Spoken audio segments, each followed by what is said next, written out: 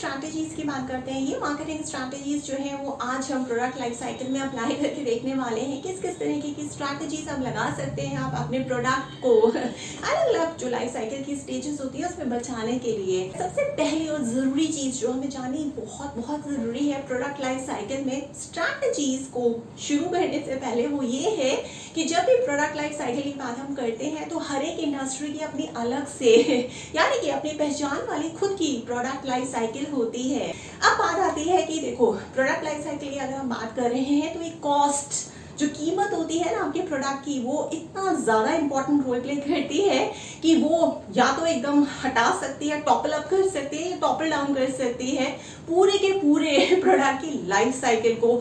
यानी कि कीमत से आप इतना कुछ बिगाड़ और बना सकते हो इस प्रोडक्ट लाइफ साइकिल में। ज़्यादा से ज़्यादा वैसे भी इंडस्ट्रीज जो होती हैं, क्या आप जानते हो कौन से स्टेज में चाहती हैं कि उनका जो माल है, उनका जो प्रोडक्ट है वो आके रुक जाए और बस उसी स्टेज में रह जाए हमेशा हमेशा के लिए। इस सवाल का जवाब मैं आपको दूंगी थोड़ी देर बाद। चलो शुरू करते हैं सबसे पहली स्टेज से, जिसको हमने बोला था इंट्रोडक्टरी स्टेज। तो प्रोडक्ट लाइफ साइकिल, जिसको हम शॉर्ट में PLC भी बोलते हैं। जब भी आप कोई नया इनोवेशन से माल बना रहे हो, उसको मार्केट में उतार रहे हो बेचने के लिए, तो सबसे पहली स्टेज होती है इंट्रोडक्टरी स्टेज, जिसमें आप उस माल को रूबरू कराते हो, अपने कुछ ग्राहक बनाते हो, कुछ परसेंटेज के वो ग्राहक होते हैं, आते हैं आपका सामान खरीद के चले जाते हैं।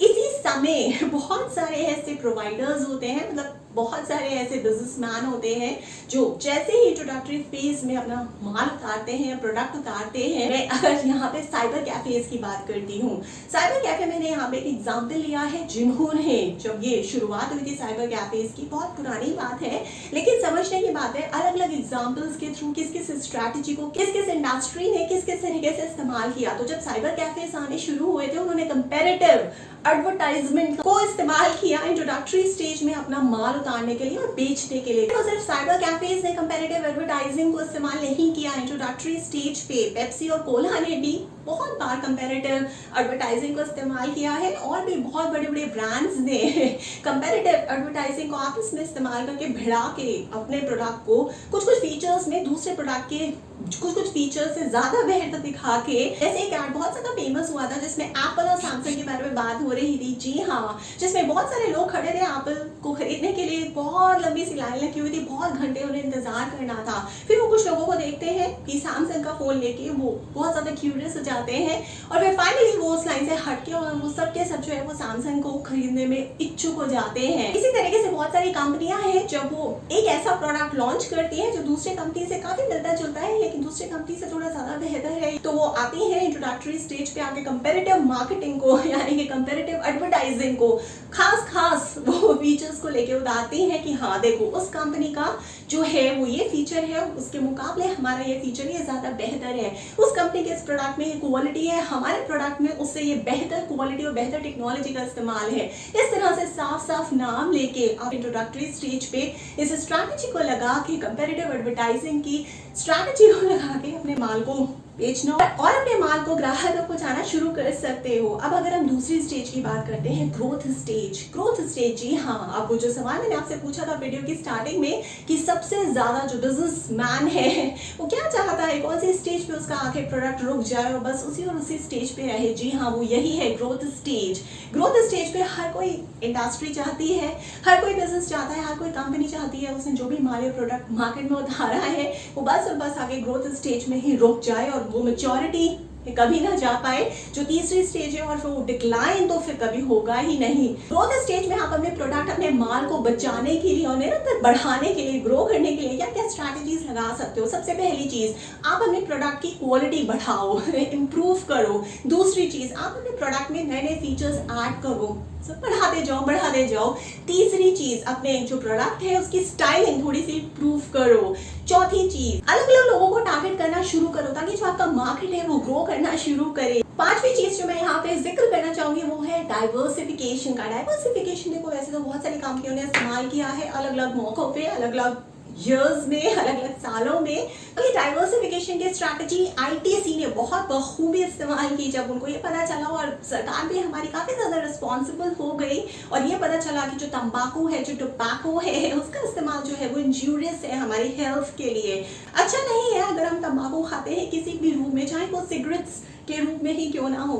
तो आईटीसी जो एक बहुत ज़्यादा ब्रांड और मशहूर ब्रांड बन चुका था सिगरेट्स को बेचने में, जब ये सोशल अवेयरनेस जागी तो सरकार के साथ साथ आईटीसी भी जो है वो सोशल और हेल्थ कॉन्शियस होने लगी, और इसी वजह से जो सिगरेट की अब बिक्री थी वो लिमिटेड होने लगी। हर कोई अब अवेयर हो रहा है, जो लोग उसको कंज्यूम करते हैं, जो लोग उसका सेवन करते हैं, वो भी समझ रहे हैं कि अगर हम सिगरेट पियेंगे तो तंबाकू हमारे अंदर जाएगा, उससे क्या क्या हानिकारक चीजें हो सकती हैं हमारे हेल्थ के साथ। तो जहां आईटीसी ने इस बात को समझ लिया, वहीं पे उन्होंने डाइवर्सिफिकेशन शुरू कर दिया ग्रोथ स्टेज में। डाइवर्सिफिकेशन का क्या मतलब है? डाइवर्सिफिकेशन का मतलब ये है कि अब आईटीसी जो है वो सिर्फ यहाँ सिगरेट्स तक ही नहीं रुका, अब तो सिगरेट बिके ही नहीं और अभी हम सिर्फ और सिर्फ सिगरेट्स में ही है। तो बस डाइवर्सिफिकेशन शुरू किया। डाइवर्सिफिकेशन में क्या हुआ कि आईटीसी जो है एज अ ब्रांड वो अपैरल में, एफएमसीजी में वो उतरा। सिर्फ और सिर्फ एफएमसीजी में नहीं, सनफीस्ट बिस्किट्स बहुत ज्यादा फेमस और पॉपुलर हुए थे, हम सब ने खाए ही होंगे, आपने भी खाए हैं, मैंने भी खाए हैं। आईटीसी ने अब ये सनफीस्ट बिस्किट्स को भी बनाना शुरू कर दिया। आईटीसी ने ई चौपाल लगानी शुरू कर दी। प्लस आईटीसी जो है वो स्टेशनरी में भी उतर गया, क्योंकि आईटीसी पहले ही प्रिंटिंग बिजनेस में तो था ही। तो ये बहुत सारी ऐसी लिंक्ड आपस में प्रोडक्ट्स हैं जो आईटीसी ने उतार दिए। जब उनको ये पता चला, रियलाइज हो गया कि अब बहुत ज्यादा सोशल और हेल्थ अवेयरनेस होती जा रही है हमारे ग्राहकों के बीच में भी, और हमें भी अब हेल्थ और सोशल कॉन्शियस बनना है। इस वजह से अब हम क्या कर सकते हैं, जो सिगरेट से हमें नुकसान हुआ बेचने से, अब हम इस तरीके से डाइवर्सिफाई कर सकते हैं। नए नए प्रोडक्ट लाइंस को खोल के हम इस स्ट्रैटेजी को लगा के ग्रोथ स्टेज में काफी कुछ कमा सकते हैं और काफी ज्यादा ग्रो कर सकते हैं as a business, as a company. क्या आपको पता है कि टाटास के साथ भी ऐसा हुआ? टाटास भी आईटी में चले गए, डाइवर्सिफाई किया। जी हाँ, उसके अलावा वो ई कॉमर्स में गए, ई कॉमर्स के अलावा वो ऑटोमोबाइल्स में भी गए। जी हाँ, जहाँ पे वो ट्रक के एक्सटीरियर्स को बनाने लगे।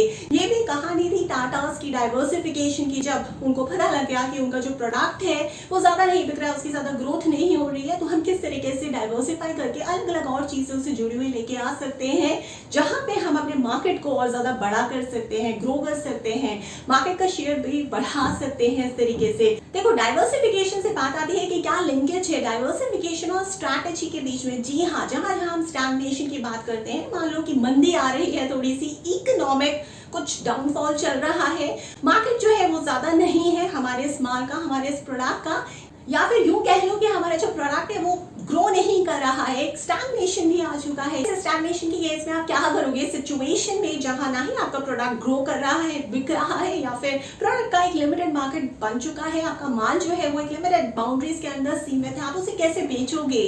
वहां पे आप किस तरीके की स्ट्रैटेजी लगा सकते हो? वहां जरूरत पड़ती है डाइवर्सिफिकेशन की, इस तरह की स्ट्रैटेजीज की जो आईटीसी और टाटा ने इस्तेमाल की अपने अपने वक्त में। क्यों? क्योंकि अगर आपने डाइवर्सिफिकेशन नहीं किया, अगर आप चुपचाप बैठे रहे और बस यही समझते और पूछते रह गए उस पूरे के पूरे पीरियड में कि स्टैग्नेशन हो गया है, अब तो हम कुछ नहीं कर सकते, बस हमें वेट करना है और देखना है कि अब मार्केट किस तरीके से टर्न लेता है, किस तरह से डिमांड होती है, किस तरह से इकोनॉमी जो है वो ऊपर जाती है। समझदारी इसमें नहीं है कि चीजों को समझते समझते इतना समय लगा दो कि समय ही आपके हाथ से निकल जाए, बल्कि समझदारी इस चीज में है कि जब स्टैग्नेशन हो डाइवर्सिफिकेशन अपनाओ। क्यों? क्योंकि अगर आप डाइवर्सिफिकेशन अपनाओगे तो जितनी भी कैपेसिटी अभी आपकी यूटिलाइज नहीं हुई है वो भी यूटिलाइज होना शुरू हो जाएगी आराम से। तो सिर्फ और सिर्फ डाइवर्सिफिकेशन करने से, इस स्ट्रैटेजी को अपनाने से स्टैग्नेशन के समय में आपकी जो कैपेसिटी की लागत है, या जो भी आपका माल बेकार पड़ा था उसकी कीमत बढ़े जा रही थी, उसका इस्तेमाल या उसकी बिक्री तो कुछ हो नहीं रही थी, वो सब का सब वसूली हो जाएगी अगर आप डाइवर्सिफिकेशन की स्ट्रैटेजी लगा दोगे स्टैग्नेशन के केस में। यहाँ पे फिर से मैं आईटीसी की बात करूंगी। आईटीसी आटा बेचने लगा, आईटीसी दाल बेचने लगा, आईटीसी बिस्किट बेचने लगा, आईटीसी पूरा का पूरा एफएमसीजी सेक्टर में ही उतर गया। आईटीसी सिर्फ और सिर्फ यहीं तक नहीं रुका, वो चिप्स भी बेचने लग गया। ये सारी की सारी चीजें जो आईटीसी ने बाजार में उतारी डाइवर्सिफाई करके अलग अलग प्रोडक्ट्स के रूप में, अलग अलग माल के रूप में, वो सारी के सारी खाने वाली चीजें थी, तो ये आपस में कहीं ना कहीं लिंक्ड थी, क्योंकि ये सभी की सब एक ही कैटेगरी में आती थी, वो था खाना। तो डाइवर्सिफिकेशन भी आपको बहुत सोच समझ के करना है, सोच समझ के करना है, क्योंकि जब आप डाइवर्सिफिकेशन करते हो ना, तो जो आपके कोर प्रोडक्ट्स होते हैं जिन पे आपने कंपनी शुरू की थी और जो बहुत ज्यादा बिक रहे हैं, जिन्होंने अच्छा खासा मार्केट आपका सेटअप कर लिया है, उन पे एक रिस्क आ जाता है कहीं ऐसा ना हो कि जो आपने डाइवर्सिफिकेशन करके आप नए प्रोडक्ट्स को लॉन्च किया है, नई प्रोडक्ट लाइंस को उभार के लेके आए हैं, वो आपके कोर प्रोडक्ट को ही भुला दें। तो इसी वजह से डाइवर्सिफिकेशन स्ट्रैटेजी को इस्तेमाल करना है बहुत समझ पूछ के। अब हम आते हैं मैच्योरिटी स्टेज पे, जो तीसरी स्टेज होती है किसी भी प्रोडक्ट की। मैच्योरिटी स्टेज में सबसे पहली स्ट्रैटेजी आप लगा सकते हो कि क्योंकि आपके रेट ऑफ ग्रोथ जो है वो एकदम रुक चुका है, अब उसको बढ़ाने के लिए आप अपने नंबर ऑफ ब्रांड यूजर्स, जो अपने ग्राहक हैं जो आपके ब्रांड को इस्तेमाल करते हैं, वो नंबर को बढ़ाओ। मैच्योरिटी स्टेज में आपको ये स्ट्रैटेजी लगानी है। अब ये नंबर ऑफ यूजर्स आप कैसे बढ़ाओगे? पहली चीज तो आपके नॉन यूजर्स हैं जो आपके माल को या प्रोडक्ट को कभी खरीदते ही नहीं है, या जिनको आप नॉन कस्टमर्स भी बोल सकते हो, जो आपके ग्राहक थे ही नहीं, अभी तक ग्राहक है भी नहीं, उनको अपना ग्राहक बनाना शुरू कर दो। सिर्फ और सिर्फ यहीं पे मत रुको। मैच्योरिटी स्टेज में जो आपके कंपेटिटर्स, जो आपके प्रतिद्वंदी हैं, उनके जो ग्राहक है उन्हें भी खींच लाओ और उन्हें बातें कर दो कि वो आपके कंपेटिटर को छोड़ के आपका, जी हाँ, आपका माल खरीदने लग जाए। सिर्फ यहीं पे नहीं रुकना है, इसके अलावा भी एक और स्ट्रैटेजी आप लगा सकते हो। मैच्योरिटी स्टेज में अपने कस्टमर्स को, अपने ग्राहकों को बातें करो कि वो जो भी आप प्रोडक्ट या माल बेच रहे हो उसको ज्यादा नंबर ऑफ ओकेजन्स में इस्तेमाल करना शुरू करें। जैसे कैसे, एक एग्जांपल में देके आपको समझाती हूँ। जैसे कोडाक और मिल्क मेड ने किया, जी हाँ, कोडाक ने कोडाक मोमेंट्स की तरह एक कैंपेन लॉन्च किया था, जहाँ पे हर फन को, हर एक्साइटमेंट को, हर खुशी को आप कैप्चर कर सकते हो सिर्फ और सिर्फ कोडाक मोमेंट की तरह। और इसी तरीके से नेस्ले मिल्क मेड, जहाँ पे सिर्फ और सिर्फ नेस्ले दूध का एक ब्रांड नहीं, बल्कि अब आप नेस्ले का जो मिल्क मेड है उससे कुल्फी भी बना सकते हो, उस मिल्क मेड से बहुत ऐसी डिशेस बना सकते हो जिससे जो नंबर ऑफ ओकेजन्स है, जितनी बार आप इस प्रोडक्ट को, जितनी बार आप जिस तरीके से मिल्क मेड को इस्तेमाल कर सकते हो, वो सारा का सारा आपको बताया जाएगा। तो जाहिर सी बात है, एक प्रोडक्ट को आप अलग अलग चीजों में इस्तेमाल कर रहे हो, यानी कि उसका जो यूसेज है वो बढ़ा रहे हो अपने ग्राहकों ने, जिस तरीके से कोडाक ने बढ़ाया, जिस तरीके से नेस्ले ने मिल्क मेड में बढ़ाया। इसके अलावा मैच्योरिटी स्टेज में आप प्रोडक्ट को इंप्रूव कर सकते हो, ये और एक स्ट्रैटेजी अपना सकते हो। क्वालिटी को इंप्रूव कर सकते हो, फीचर इंप्रूव करने की भी स्ट्रैटेजी लगा सकते हो। इसके अलावा एसटीपी और 4Ps को भी इधर उधर करके, एसटीपी से मेरा मतलब है सेगमेंटेशन, टारगेटिंग और पोजीशनिंग, जी हाँ, और 4P से मेरा मतलब तो आप जानते ही हैं, प्लेस, प्राइस, प्रोडक्ट, प्रमोशन। इन सब को एडजस्ट करके आप काफी हद तक ऐसे रहे कि मार्केटिंग स्ट्रैटेजीज लगा के मैच्योरिटी स्टेज में विन विन हो सकते हो। या फिर डिस्ट्रीब्यूशन पे बहुत ज्यादा ध्यान देके आप मैच्योरिटी स्टेज में हमेशा के लिए रह सकते हो। किस तरीके से थोड़ी बहुत मॉडिफिकेशन करके अपने प्रोडक्ट या अपने माल में आप मैच्योरिटी स्टेज में ही स्टैग्नेंट हो सकते हो। इसके अलावा लास्ट स्टेज, डिक्लाइन स्टेज, जो किसी भी प्रोडक्ट या माल की होती है, उसमें किस किस तरह की स्ट्रैटेजीज आप लगा सकते हो। यहाँ पे मैं सोनी का एग्जाम्पल डिस्कस करना चाहूंगी। जी हाँ, सोनी एक ऐसी कंपनी है जो कभी भी जो है वो अपने प्रोडक्ट को डिक्लाइन स्टेज में जाने की कोशिश या ले जाने की कोशिश ही नहीं करता है। वो पहले ही अपने प्रोडक्ट को रोक लेता है और स्किमिंग करना शुरू कर देता है। जी हाँ, जैसे दूध से मक्खन निकाला जाता है स्किमिंग करके, उसी तरीके से सोनी क्या करता है कि बीसीजी मेट आके, जी हाँ, बीसीजी मेट लाई करके पहले उन प्रोडक्ट्स को आइडेंटिफाई कर लेता है जो अच्छा खासा उसे मुनाफा दे रहे हैं, या वो प्रोडक्ट्स जो उसे ज्यादा अच्छा खासा मुनाफा या प्रॉफिट्स या सेल्स नहीं दे रहे हैं, जिनका बिकना ना बिकना बराबर है। तो बीसीजी में जाके सोनी और आपको भी, सारे बिजनेसेस या कंपनीज को भी पता लग सकता है कि आपके ऐसे कौन से प्रोडक्ट्स हैं जो एकदम टॉप पे हैं, कौन से ऐसे प्रोडक्ट्स हैं जो ज्यादा आपको फायदा नहीं दे रहे हैं। तो जो प्रोडक्ट्स बिक रहे हैं आप उनमें और ज्यादा इन्वेस्टमेंट कर सकते हो। जो प्रोडक्ट्स बेकार के हैं, जो आपको ज्यादा सेल्स और प्रॉफिट्स नहीं दे रहे हैं, उनसे आप अपना पीछा छुड़ा सकते हो। तो डिक्लाइन स्टेज में आप अपने प्रोडक्ट लाइफ साइकिल को थोड़ा और बढ़ा सकते हो। डिक्लाइन स्टेज में आप किसी भी अपने माल या प्रोडक्ट की life cycle, product life cycle को बढ़ाओगे कैसे? अपने प्रोडक्ट को रिपोजिशन करके, लोगों के दिमाग में जो आपने प्रोडक्ट को पहले पोजीशन किया था, जो उसका एड कैंपेन चलाया था, उस पूरे के पूरे एड कैंपेन को चेंज कर दोगे।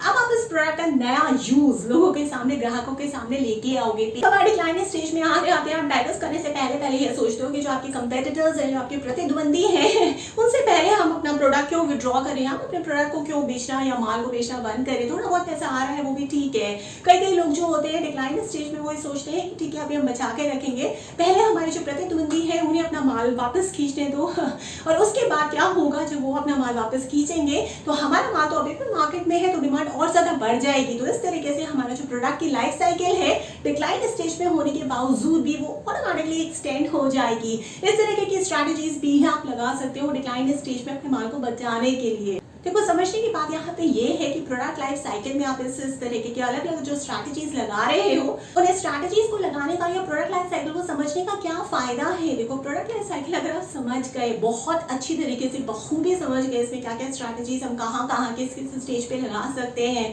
किस किस तरीके से हम अपने प्रोडक्ट्स को वहीं पे सीज कर सकते हैं, और उस लिमिट के बाद हमें कुछ ना कुछ तो नया करना ही पड़ेगा।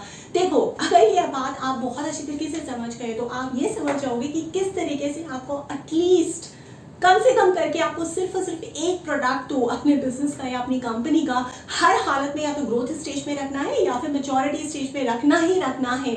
और एक प्रोडक्ट ही ये आपका डिक्लाइन स्टेज में हो सकता है। उससे क्या होगा, ये जो एक प्रोडक्ट आपने अपना ग्रोथ और मैच्योरिटी स्टेज पे रखा है ना, इससे आपको निरंतर प्रॉफिट्स आते रहेंगे, जिससे आपको कभी पैसे की कमी नहीं होगी अपने बिजनेस या कंपनी में। इस स्ट्रैटेजी को हमेशा और हमेशा ध्यान रखना। जैसे ही आप प्रोडक्ट लाइफ साइकिल को समझोगे, ये चीज आप ऑटोमेटिकली समझ जाओगे कि एक प्रोडक्ट जो आपका कोर कॉम्पिटेंसी है, उसे आपको हमेशा बचा के या तो ग्रोथ स्टेज में रखना है या मैच्योरिटी स्टेज में रखना ही रखना है, अगर आपको कॉम्पिटिशन में टिके रहना है। क्योंकि जो भी हो, सबसे ज्यादा जो मुश्किल डिसीजन होता है किसी भी मार्केटिंग मैनेजर के लिए, किसी भी बिजनेस या कंपनी में, वो यही होता है कि जो माल या जो प्रोडक्ट पहले बेच रहे थे वो उसको किस तरीके से खत्म किया जाए। ये इतना आसान नहीं होता कि बस हमने अभी 1 मिनट में सोच लिया कि हमें प्रोडक्ट नहीं बेचना है और बस यहीं पे खत्म हो गया। जी नहीं, ये बहुत ही बड़ा डिसीजन होता है मार्केटिंग मैनेजर के लिए। अगर किसी भी प्रोडक्ट को उन्हें बेचना बंद करना है या किसी भी सर्विस को, इसके अलावा भी अगर आपको किसी भी टॉपिक पे किसी भी तरीके की कोई भी गाइडेंस चाहिए, मुझसे मेंटरशिप चाहिए, मुझसे ट्रेनिंग चाहिए, मुझसे काउंसलिंग या कोचिंग चाहिए,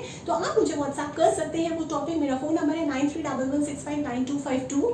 और अगर आप कोई सेटअप है, कोई गवर्नमेंट ऑर्गेनाइजेशन है, कोई प्राइवेट फर्म है, ग्लोबल फर्म है, कोई एनजीओ है, कोई स्कूल कॉलेज या यूनिवर्सिटी है, अगर आप चाहते हैं कि मैं आप तक आऊँ ऑनलाइन मोड के जरिए, आपके एम्प्लॉइज को या आपको ट्रेन करूँ, कोच करूँ, काउंसिल करूँ, मेंटोर करूँ, तो आप मुझे प्रपोजल भी भेज सकते हैं। मेरा ईमेल एड्रेस है verma.truly@gmail.com।